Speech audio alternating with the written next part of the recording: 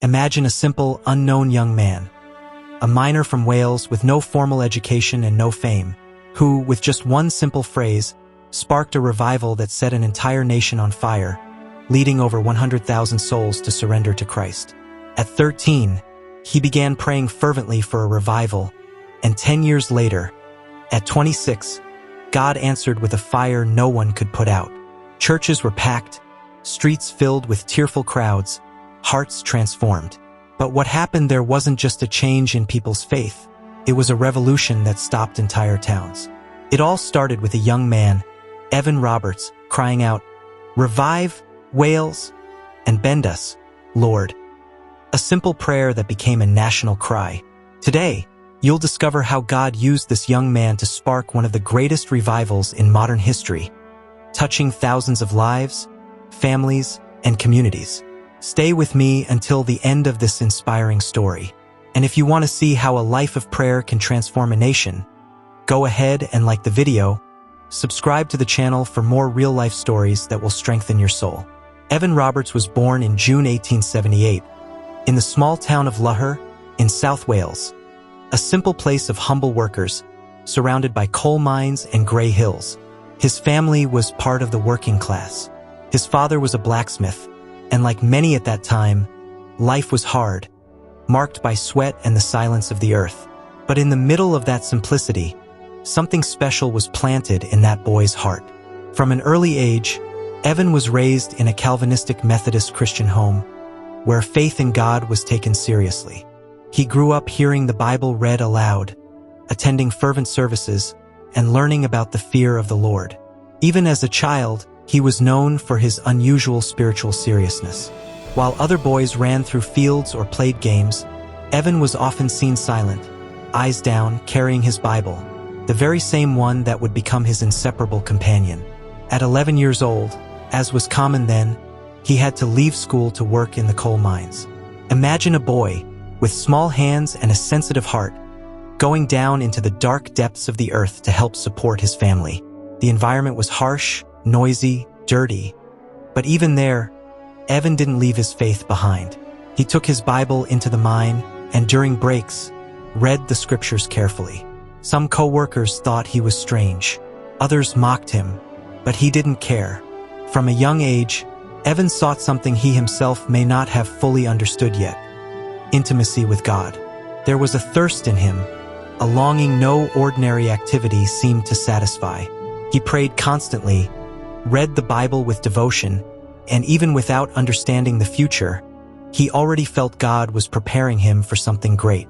He wasn't eloquent, nor charismatic by the world's standards. He was just a common Welsh boy with calloused hands and a broken heart. But God saw what no one else saw. And there, behind the silent scenes of a village forgotten by the world, a revival was already quietly being born. Even as a young man, Evan Roberts carried a growing conviction. God wanted more from him. Attending church wasn't enough. He felt the Holy Spirit stirring his heart for something greater. He spent hours in prayer, often alone, crying out and pleading for a revival in his nation. He prayed with simple words but unusual intensity. "Lord, bend the nation. Start with me."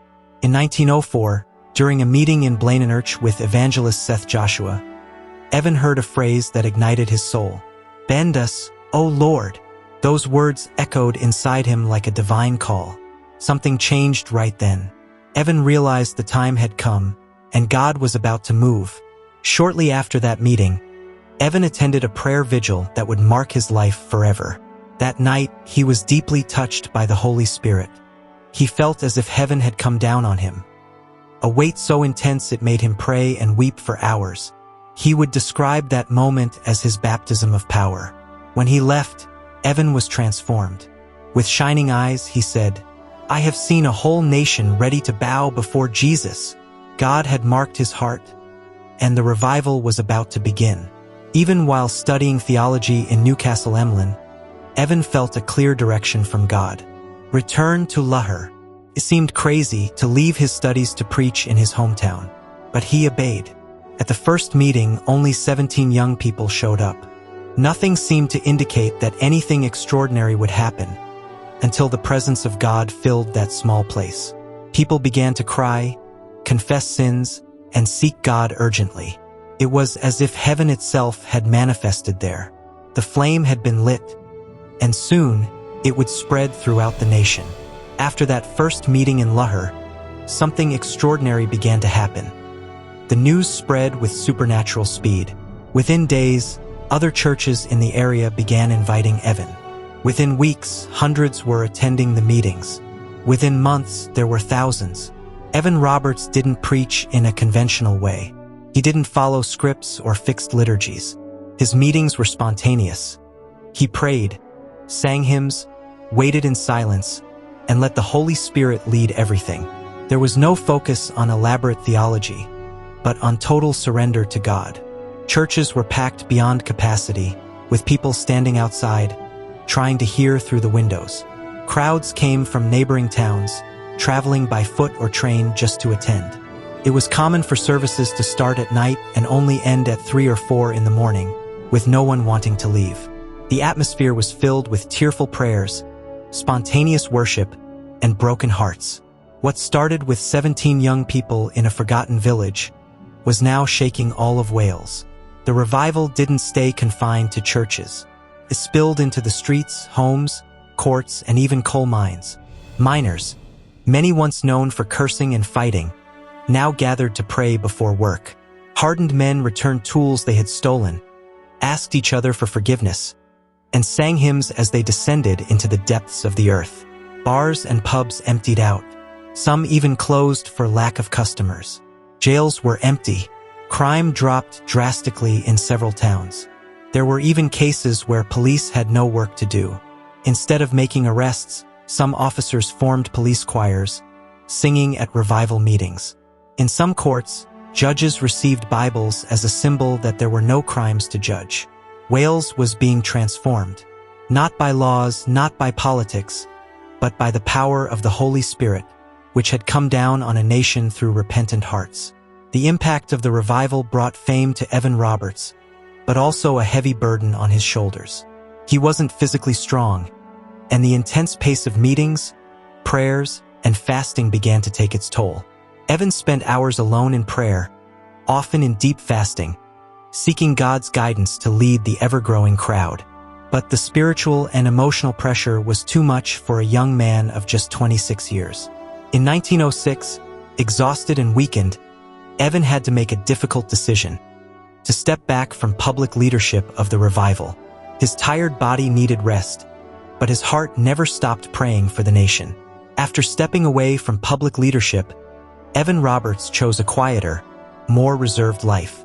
He spent his later years in seclusion, accompanied by his friend and fellow spiritual leader, Jesse Penn-Lewis. Even away from the spotlight, Evan never abandoned his deep faith. He continued to pray fervently for the revival and the transformation of Wales. His life became a quiet testimony of humility and devotion until his death in 1951, at age 72. A simple man, yet powerfully used by God to shake an entire nation. The Welsh revival, fueled by Evan Roberts' passion and obedience, wasn't limited to Wales. Its impact echoed worldwide, inspiring a new wave of revivals and spiritual awakenings. Evan Roberts, though an ordinary young man, showed that what God values most isn't fame, charisma, or social status, but the willingness to be used by the Holy Spirit. He was a living example of how fervent prayer, personal holiness, and humility can move mountains. His story remains alive as a call to all of us. No matter your age or circumstances, God can use you powerfully if you simply say yes and make yourself available. As Evan once said, "You don't have to be famous to be used by God. You just have to be available." And this eternal legacy continues to inspire hearts around the world to this day. If you felt inspired by this story, watch the next video and learn about the life of John Hyde, the man who spent his life on his knees in prayer, an incredible example of dedication and spiritual power. Click here to watch and discover how prayer can transform not only you but everyone around you.